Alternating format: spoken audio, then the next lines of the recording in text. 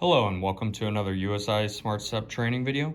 Today I'll be showcasing how to swap out your old connector piece from the motor gearbox that goes into the controller to the new one. To start off, what you will need to do is snip off your old one. From there, you will need to follow a certain pattern. It is always the same of green, black, red, blue, or when you have the connector facing down, blue, red, black, green. So you will take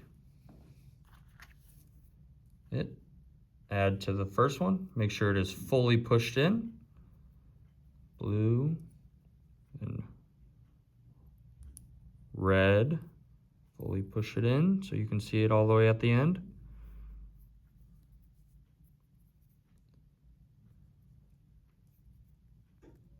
Black, green.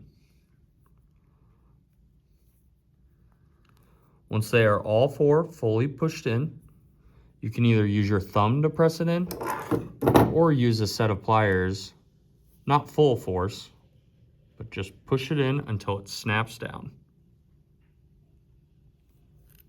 From that point, you are all set to go and plug in to whatever controller you may be working with. Thank you so much for watching, and I hope you have a wonderful day.